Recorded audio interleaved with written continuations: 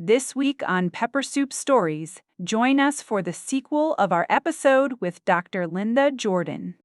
We continue the conversation with this multifaceted entrepreneur, author, and trailblazing mayor of Butner, North Carolina. In this episode, we explore how she built her real estate business with purpose, discover what drives her entrepreneurial spirit, and learn about her book, Unleash Your Inner CEO, a country girl's guide to being your own boss. As a CEO turned mayor, Dr. Jordon reveals how she learned to focus during critical moments, including overcoming a serious health challenge. The discussion covers the small-town charm of Butner, her servant leadership philosophy, and the power of intentionality, plus the inspiring concept of women uniting to straighten each other's crowns, not knock them off. Hello, soulmates.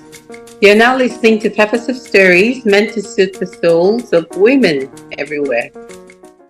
So, Petunia is also in the real estate business, and she's been really focused on, building, a mini empire there, Yeah. right back in North Carolina.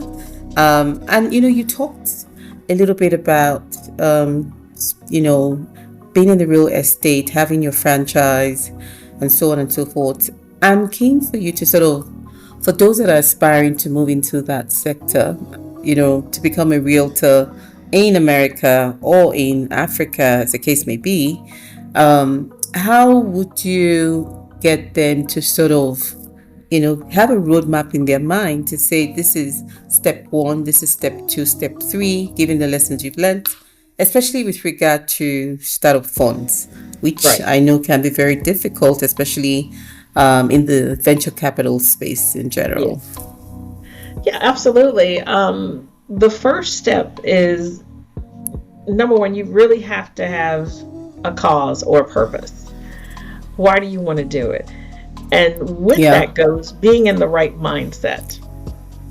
Because if you don't have the right mindset, being an entrepreneur, starting a business, whether it's real estate or anything else, you're not going to be successful. So you've got to be mentally prepared for that. I started my real estate investing business. It was actually an accident. So my elderly neighbor was having some health issues, and at that particular time, she didn't have a lot of family around her. So my husband and I kind of adopted her and called her our grandmother, and her health started to deteriorate pretty bad. She didn't want to go to a nursing home. She wanted to live her last days in her own home, which we understood.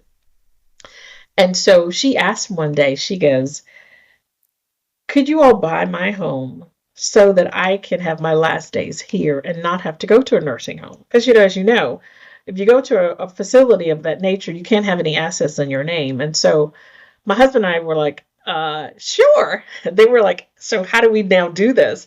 All we knew was how to purchase our own home, and that's all that I knew. So I quickly started researching and reading and watching things on the internet and buying, at the time, CDs or DVDs. And Yeah. so I'm watching all of those things, like way back in the day, like Carlton Sheets. So that's, in addition to mindset, is you've got to educate yourself. And so I started educating myself profusely into what real estate was, because I didn't have a license, so I wasn't a real estate agent. Yeah. I was just a mom, a wife, a mother who wanted to help her neighbor. And so I figured, okay, there's got to be a way for me to do this. So I started researching and reading, and like I said, doing whatever I possibly could. Start attending conferences. I was doing all this work because I'm like, oh my gosh, she's got to go into a facility. I've got a certain time period of what I need to do. And so lo and behold, I ran across meeting someone at a meeting, and they were like, okay, come to this meeting and start networking with other real estate investors. So that's number 3. You've got to network with other like-minded individuals. So I started attending these meetings and met a banker who was there. And at that time, I just went up, hey, this is the situation that I have. I see that you're a banker. How do we connect? And so we made that connection, and he started understanding what I was looking for, what I needed. And networking is so important. And after that, I explained to him what the situation I was in, what I wanted to do, and why I wanted to do it. Then he Mm. explained to me, okay, you need to do step one, two, and three, because I didn't have a business. So I had to set one up.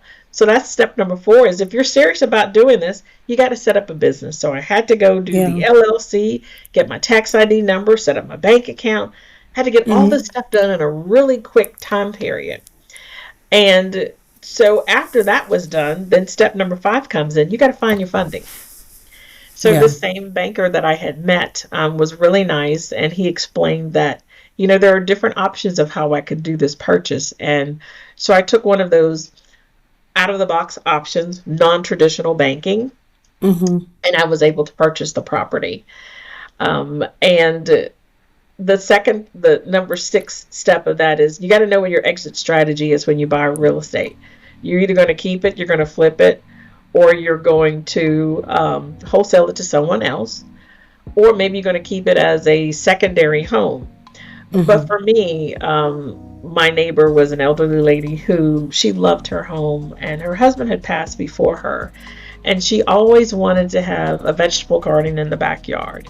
And she wanted to keep the home. She was telling me all the things if she was healthy, of what she would do with the property. Wow. So our exit strategy was that we would, after she was, had passed, we would keep the property, and we were able to purchase the home. She never got the chance to live in it. Unfortunately, she passed right before closing. I mean, the same week. But her family did come in and they signed the document. So we did purchase it. I still own that home today. And I've owned that home for over 20 years. And we keep it the way that she wanted. We've had a vegetable garden in the backyard the way she wanted it. And I always told my daughter, I said, that will be your home when you're ready to do whatever you want with that. And I say that because this lady was someone who we had grown to know and love really well. And she just wanted to live her last days very comfortably. And so if I had the opportunity to do that, that's something that I wanted to do. But helping her was the first step for me becoming a real estate investor, which I never thought that I could do. But after that, doors started to open for me because people started to call me in my neighborhood. They were like, I heard you purchased this house for this lady, and is that something that you could do for me? Because different situations came up in their life. And I didn't have to advertise that's what I was doing. Rumor mill kind of started. And I have a second property that I've purchased. I actually have a couple, but at least two others where they had health issues or there was a change in their life situation and they needed help.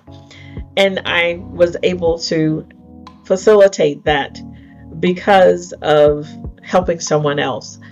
I say all that to say that when you can help someone else, you may see it as, oh, this is a challenge. I don't know if I can do it, or you don't have the resources or the means to do it. Again, when one door opens or one door closes, another door will open for you. And by helping this neighbor out, I had 5 opportunities within a 2-year period that just came to me. Wow.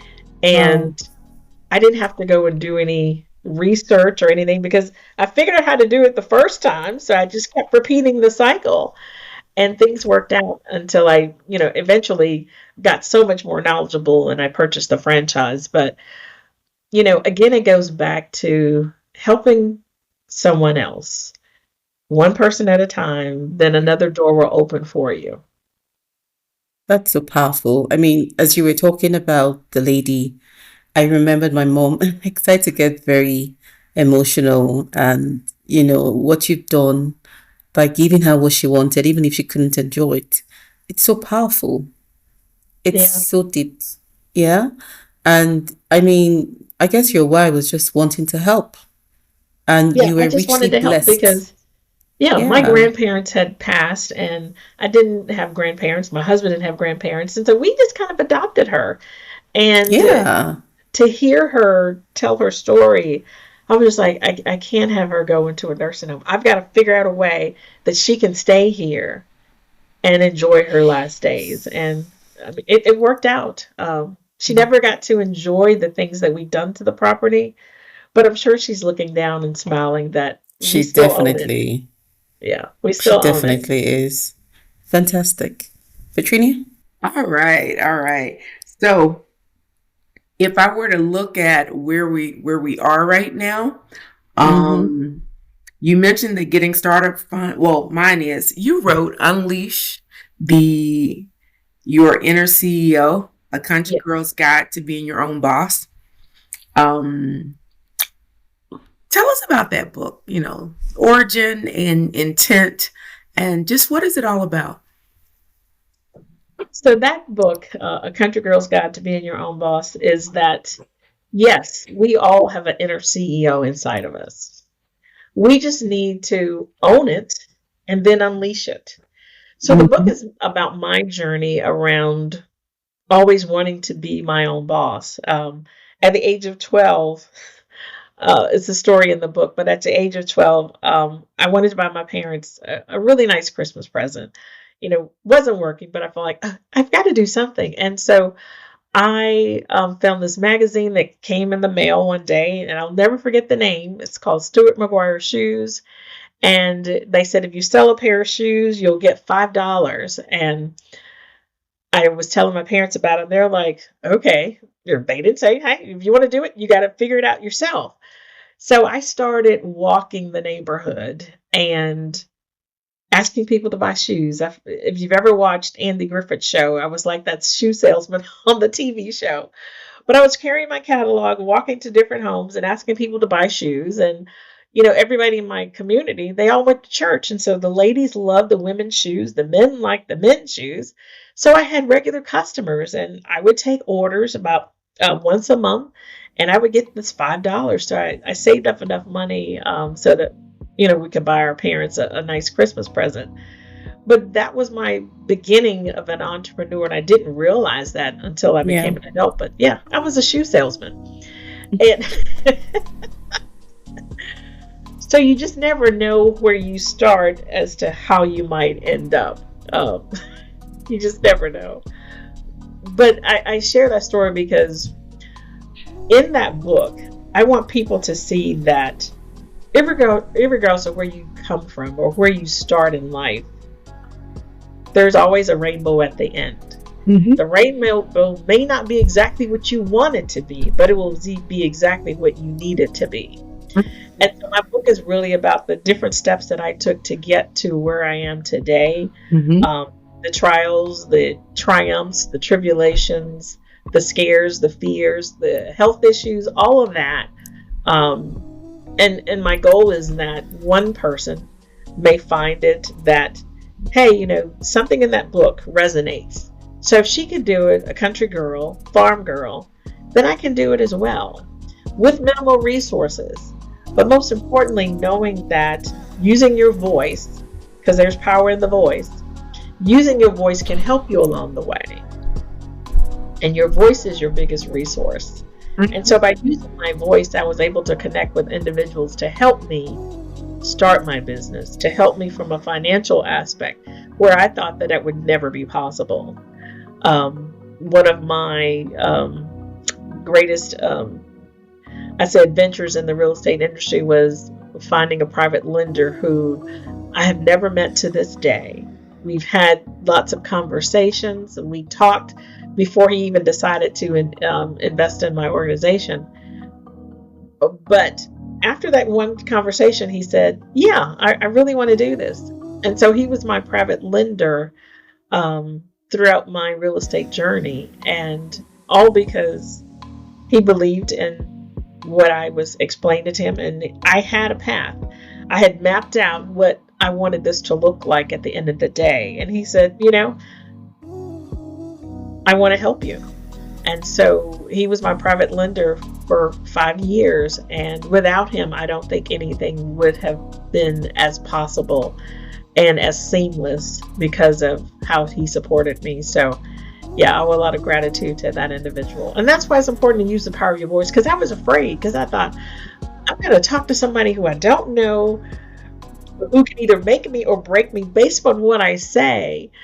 And I just didn't think it was possible. But I had the belief that, yes, I'm just going to be true and authentic to myself, explain what my plan is. I had my business plan, my business strategy. And he said, okay, you look like you've got your stuff together. So, Let's so, get so together. Linda, I'm sorry. Did I cut you off? I think you were Oh, late. no, go ahead. Okay. I'm sitting here with chills because, you know, finding a lender for the work that you want to do and the vision that you have. Some of us grew up with beliefs that said borrowing was bad. Yeah. Even in the Bible, it says what? I want to be the, what is it? Not the debtor, but the lender, and all that stuff, Okay. right? So, number one, you've got to upend some of your core beliefs in order Yes. to even walk the path of a real estate investor. Yes. And I would say I was fortunate, like you, that I have found a lender who, in addition to lending, he also brokers some deals for me. He does a lot of the vetting, and he's mentoring me through the process of, this is a good deal, this is not a good deal. Do you want to? And he is the age of my oldest child. Oh, wow. So God kept having me bump into him. We were Uh-huh. both like parking. We were coming to our Real Estate Investors Association, and he represented a lending company, a lending organization, and we would always park in like the employee space, and we would be the only ones parking over there because it was closer. Yeah. It was in the evening, and I was like, I kept on saying, "Wow, this young man is so industrious. Look what he's doing. This is great. This is wonderful." And it was like one day when another door opened, when Gal on stage began to discuss a strategy. And then for some reason, I shared the strategy with, he said, "Well, you know, I can help you with that." And I was like, Yeah. and they upended what had been a problem, something that I didn't have, that everyone, when I said I had it, they would say, that won't help you. That's the deficit. So talking about flipping for me, OMG. So building a team, building Yes. relationships, getting people aligned around your vision. That's the Yes. message that I'm taking away. But I'm also hearing doing it scared. I'm very Yeah. validated because I've created some businesses in the past year. As my girlfriend told me the other day, she said, "You just in your season." And I received it. She was the second person in the week to tell me. I said, I'm receiving it. Many things that I was asking God for, he's just like, boom, boom, boom. What else you want? I said, all right, so let me just tell my testimony. So I'm truly happy to hear at least even that synchronicity, that partnership is so important. Yes. Because when you lean into real estate investment, you want to know you got somebody you can trust. Exactly. Yes. As they say in church, you have not because you ask not. Yeah. Matthew 7:7, right? Ask and you will receive. That's right. So I'm going to hand back to Jay because she has figured out a way to make these next couple questions like nice and spicy. Oh. I'm gonna. Yeah. So Petunia, before you hand back to me, I'm gonna flip you back to question 4. So you were the first Black female mayor of Butner. Yes. That must have come with some unique challenges. Can you share with us? My word for the year is navigate. And so when I look at this question, it's about how did you navigate the landscapes and navigate your way, especially in a space that's usually male dominated, not to mention gender and as well as race. So talk to us about that. It actually wasn't that challenging. Again, like I said earlier, I've been in politics for 20 years. And I started in politics because when our daughter was born, she played softball and she didn't have a field to play on. So none of the girls had a great space. So I got involved in politics because I was like, how come the girls don't have a space? The boys have a space. So I started being involved in the political arena, and then I was asked to be on what at that time was an advisory council. And so that's how I got involved in politics. Mm-hmm. So people in the community, they know who I am. They know what I stand for. They know my beliefs and my values. And they know that when I say I'm going to do something, I'm going to do it. So the first time I ran, probably maybe 7-8 years ago, I lost when I ran for mayor. Pepper alert. Mm-hmm. I lost by 11 votes. And so the next morning, people were like devastated, shocked. They were like, how could you possibly lose? And I said, well, did you vote? They were like, well, I was running late for work, so I knew you had it. It was a shoo-in. I knew 11 people that day that said they forgot about it or something came up, they didn't get to vote. Mm-hmm. And I said, that's really okay. People were upset about it. I said, it's totally fine. I said, because evidently it wasn't my time. Mm-hmm. So I'm going to be patient because it's not my time. There's something else I needed to do. Mm-hmm. And it really was, because during that time, I was writing my dissertation and I needed to really focus on that as opposed to focusing on the election. And so the Lord just said, hey, it's not your time. And I said, it's okay. Focus on your focus. That's what it is. Focus on your focus. And so when the time came again, I was ready. I had completed my dissertation. I had graduated, marched, everything. And I had space in my calendar for something else. So I ran, and I had people that would come up to me and they were like, do you need me to help you with your campaign? I said, if you would like to, sure. I'm not soliciting, but if you want to do something, go for it. And so I had people working the campaign for me because they saw what happened the first time. And this time, there was not a challenge. I went right on through it and won the election. But I don't take anything for granted because you just never know. But you always have to be prepared. And so people supported me, not that they didn't before, but they supported me even more because they were like, this can't happen again. I said, well, it won't happen again if you do your part. Mm-hmm. I'm doing my part. You do your part. And so people have already asked me, are you going to run again? I do plan to run again because there are things that I would like to see finished. All right. I want to make sure that I see that through. And but that's really how that process went for me. And I really enjoy it because, again, I'm doing something I love, and that is helping other people. And I want you to tell us a little bit because, one, the pepper is I didn't win the first time. And often people take that setback and they just, it's not meant to be. And they don't reframe it to say, season and sequence and availability. So I love that reframe that you did to be able to say, well, wait a minute, I don't have time for it anyway. But you didn't give up. But look what the dip did. The opportunity, well, the chance that you could actually lose was realized so that people buttressed up even stronger and galvanized behind you to make sure it never recurs.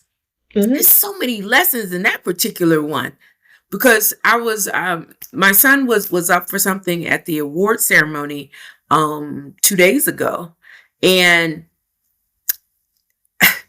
he didn't get it. He didn't get the particular thing. It was a Perseverance Scholarship Award. But I heard the story of the guy who won, and I'm like, he shouldn't have gotten it. That guy should have gotten it. But what I noticed is that my son is building muscle. By actively participating, you're building the muscle, and you're also learning how to not win every time. A lot of people win everything. So when that first defeat comes, they're devastated. So it's so many lessons in learning early how to accept defeat, how to rebound. You talk so much about resilience, but this is what it looks like. This is how it actually, step 1, step 2, step 3. You've got to be able to look at what's the gift in this situation. And then that Chinese story I use quite a bit with my clients. Who knows what is good and what is bad? Have you ever heard that one? Yeah. Uh-huh. Who knows what is good and what is bad? Because everything depends on perspective.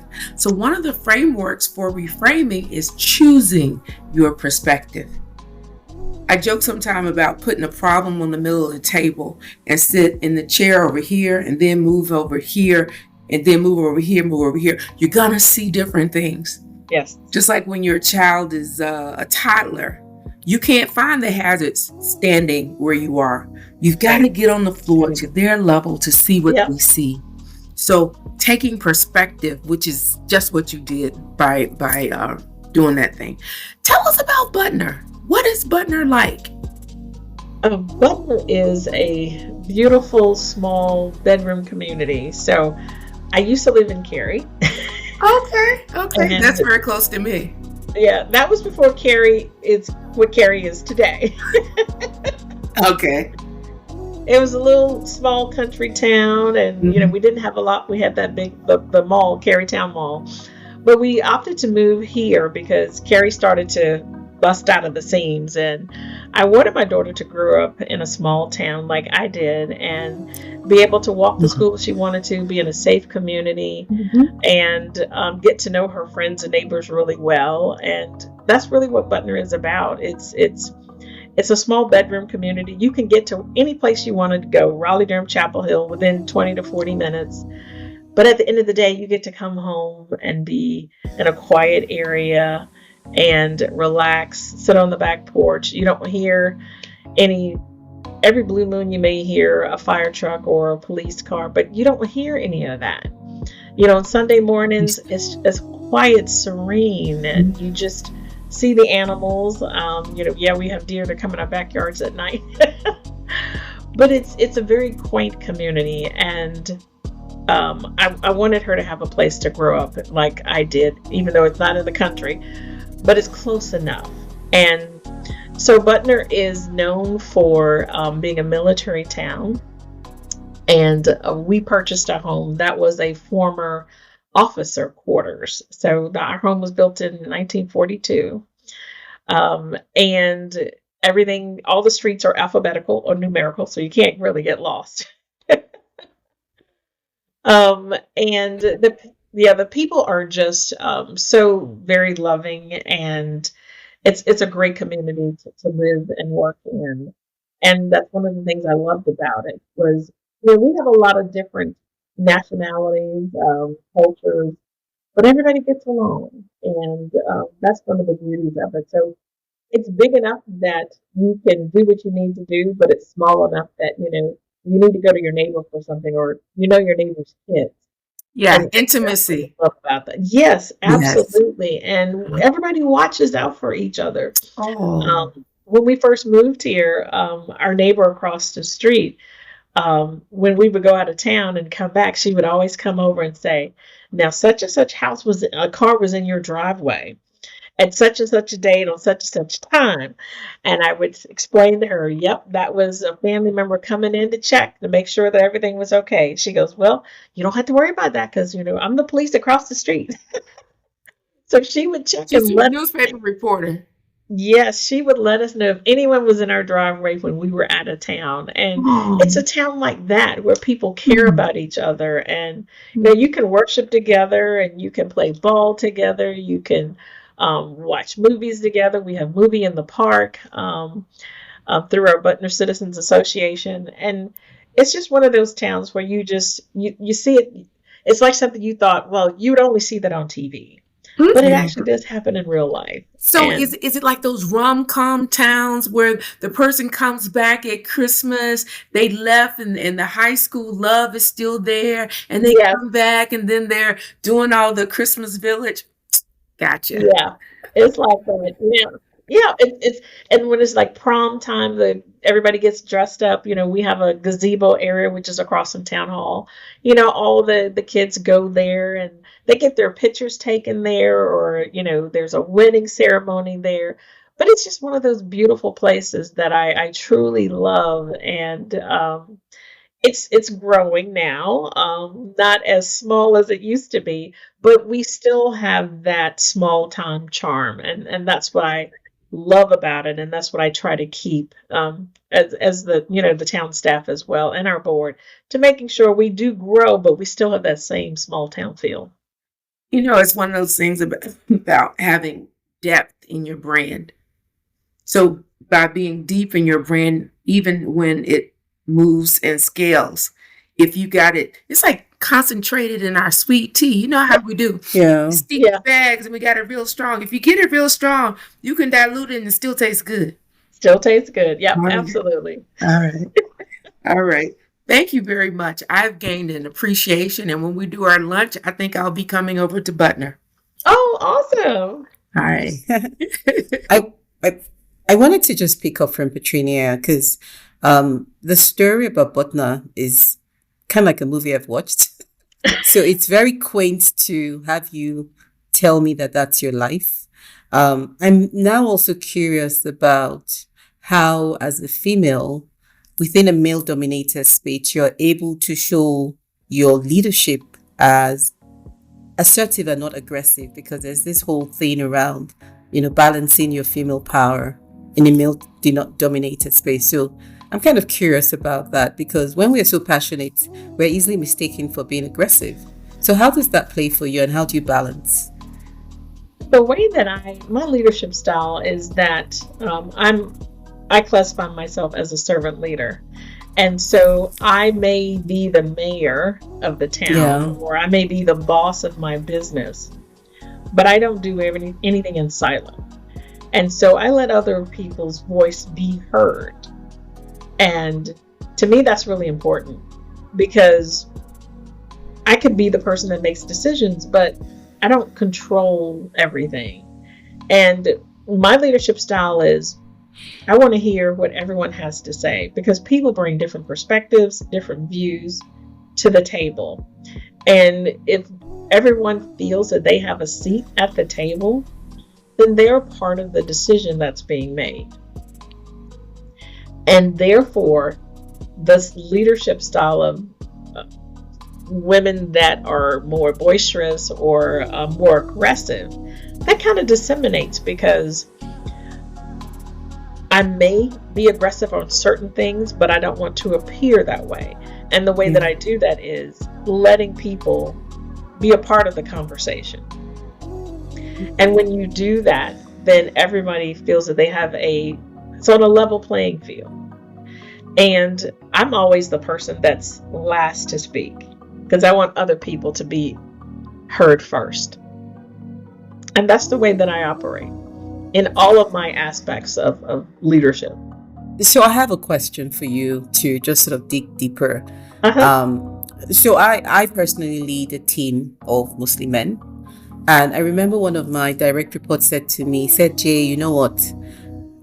I don't want to feel, I think because of the power distance in Africa, I'm senior, he's junior. Uh-huh. There's this feeling of, yes, you tell us to argue our ideas out, but then again, once you've made up your mind, you made up your mind. So how, kind of like a struggle for how much can I push you, right, to a point where I am able to vocalize my concerns, and when do I know that regardless of what I say, your answer is no or is yes? And if it's going to be no or yes, can you just tell me so I don't go into that whole back and forth with you? So how do you balance that with your idea or with your philosophy of always being the last to speak, especially when there's a very critical decision to be made, because you probably have your mind made up, right? Regardless of the perspectives. Well, once upon a time, I would have my mind made up, but now I don't. Okay, good. I don't because what I believe might be the best decision from my perspective may not be the best decision for the whole. And so I've learned that, yes, I may want this done this way or want this end result, but it's how we get there. So we get there a little bit differently, and the end result is different than what I thought. I'm okay with that because I may, like, for example, I may say, well, let's build a shopping center over here.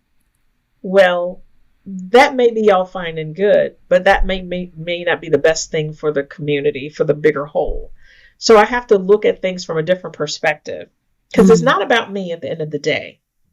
Even in my business, it's not about me. It's what's the best for the greater good. I think what you've just taught me is making sure, regardless of what the issue is, keep an open mind. And Yes. it's about the process of getting to an ideal solution for everyone, and not just a solution that in your brain tells you, this is the way to go. I'm the leader. Just come. Let's go. Let's go. Let's go. And that's quite interesting. So I'm gonna take that one. Thank you. Yes. I'm My gonna daughter take that actually, one. yeah, my daughter is, she taught me that because she thinks Really? very differently than I do. And she may come to me with, okay, this is what needs to happen. And I've already got my mindset on how it's going to happen. And she'll be like, but why? And so she taught me to rethink how I perceive things and how I go about that final resolution. Mm, And it was a great perspective to think about because I never thought about it that way. It was always like, okay, well, that's what I want and that's what we're going to do.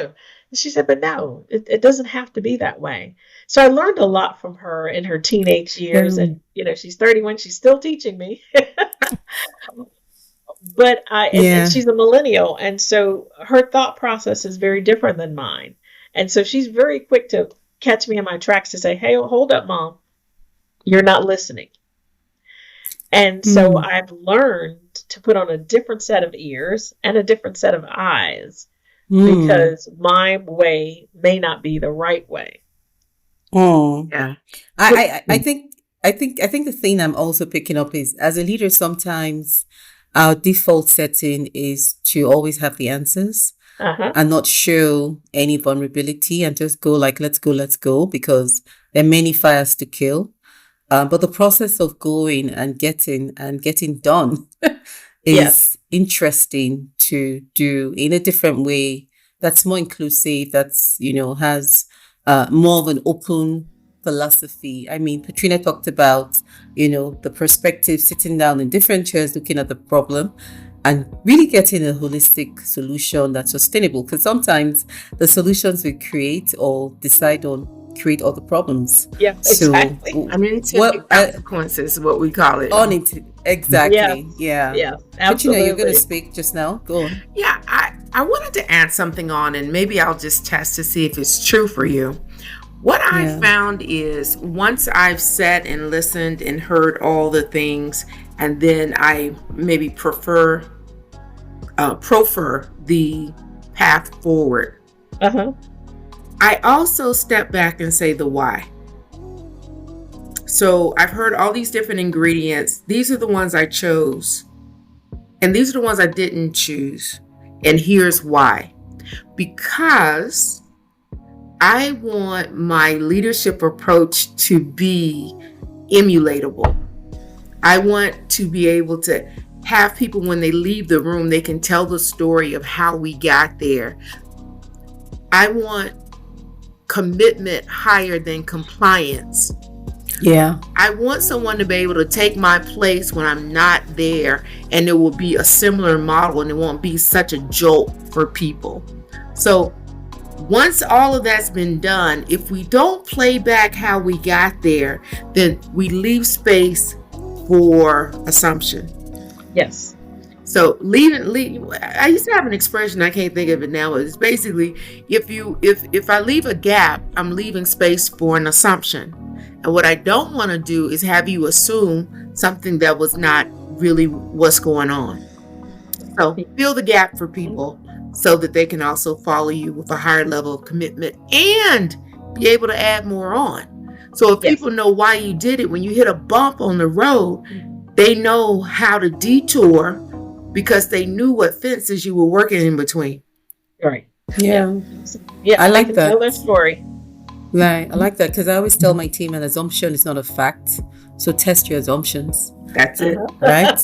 Right. Okay, let's power through. Rapid All right. fire, rapid fire, rapid fire. Okay. So, I would say it was my hottest pepper moment really was making the choice to leave a 6-figure income, guaranteed benefits, 5-6 weeks of vacation, to leave that comfort life and to focus and take charge of my own destiny. That was my hottest pepper moment.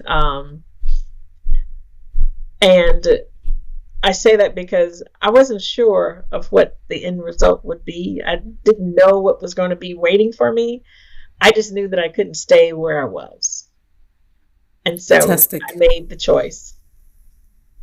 Yeah, chance, not choice, or choice, not chance. Choice. Sure.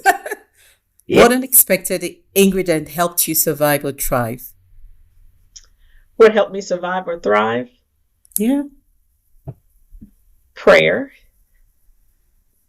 family support, confidence, and believing in myself. Because without any of that, none of this would be possible. I'm not going to delve deep because those words are heavy enough.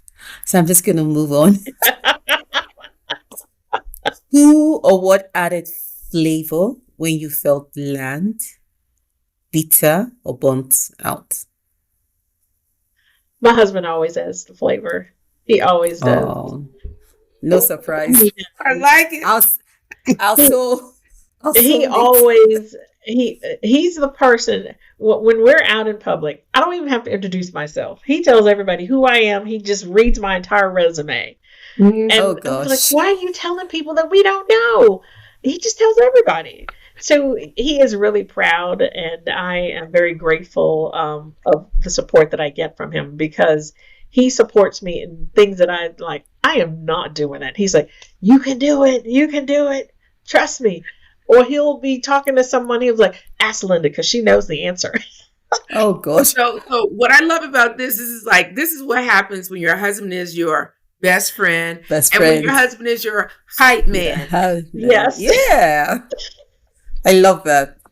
But that is, yes, he is that person. That's beautiful. Fantastic. That's a beautiful love story there. What did you discover about yourself in the middle of the boiling pot? In the middle of the boiling points, what did I discover? So in the metaphor of the pepper of the cooking hot pot, Mhm. boiling. Simmering, boiling hot. What I discovered about myself is that I used to think really small about myself, that I wasn't good Wow. enough. That, I wasn't the tallest, I wasn't the skinniest, I wasn't the smartest, but I had to overcome that. And because I looked at myself in different situations, and a lot of times I would let people step over me or do things because I thought, I don't need to be in the limelight. Let me just stay in my little corner and do what I need to do. And I was the worker bee, and I wanted to stay that way. Even when I managed staff in corporate, I always let my staff get the praise and the glory. I needed to be in the back because I didn't think I needed to be up front. But I had to learn very quickly that sometimes you need to be up front, even though you may not want to be up front. And so I had to accept that yeah, you got to be up front. You got to lead the charge, but I may be leading the charge, but I'm not carrying the weight. I'm not the worker bee in the back. And so I'm that kind of leader that I need to be with my people to make sure things are going well. I'm the kind of boss is like, and you come in to work in the morning, I'm the one that's checking to make sure that the worker bees are okay. What is their day like? What is their morning like? How are things going for them? Because if they're not feeling good, then I'm not feeling good. And I learned very quickly that it's okay to be that way. But sometimes I have to be out front, and I have to be okay with that. I just wanted to comment because what's the lady's name is Lima. I can't think of her first name, but the book is called Worthy. And what she talks about quite a bit, well, the whole theme of the book is Jamie Lima. That's it. I love her. Her perspective is some of us are walking around with unworthiness and we're not aware of it. Some of us get more education trying to do the external validation. And once we get it, we're still not fulfilled, because at the root, at the foundation is unworthiness. So any soulmate that's looking outside for the thing you can only find within, we invite you today to look within and go deep. We've talked about spiritual grounding and just faith and prayer, but be willing to look inside yourself and be open even to feedback into, but it's not outside that you're going to find your worthiness. Is inside of you. It's inside, definitely. Thanks, Petrina. So, final rapid fire question, Dr. Linda. If your story were a dish, what would you name it? And who needs to taste it? Yeah. If I know my story was a dish, and who would need to taste it?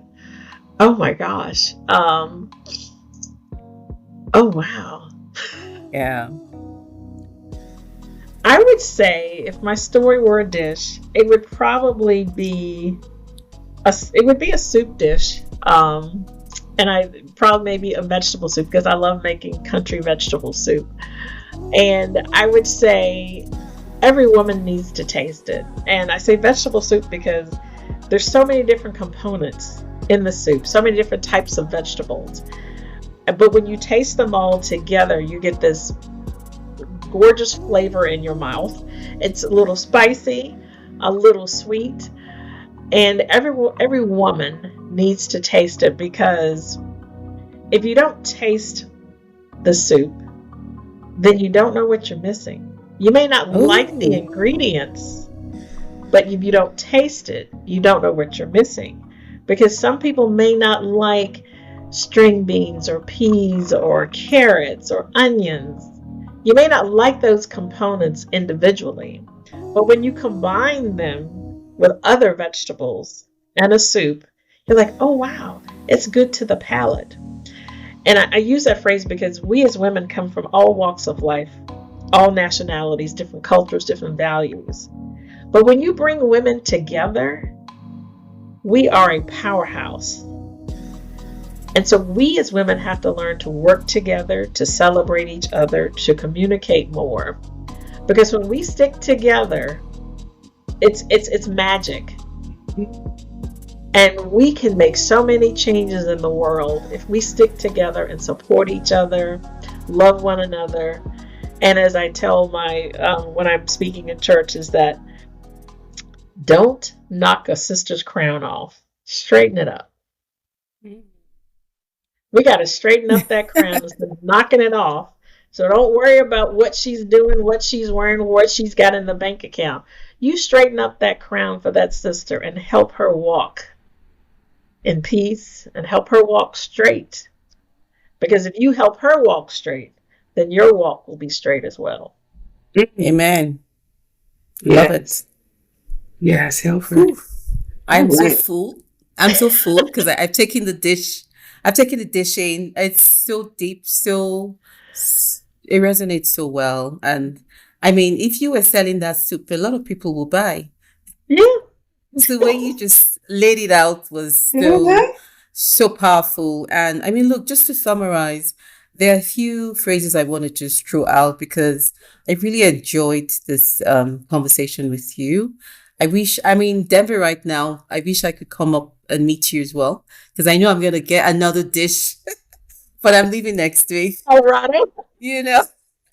So I think for me, the beginning of it all was faith is my foundation.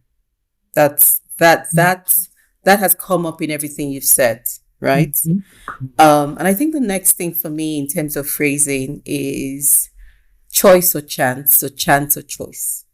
And I think just reminding our soulmates that we all have the power of choice. Yeah. We cannot leave our life to chance. We have to be intentional. We have to be deliberate. We have to have faith that carries us through.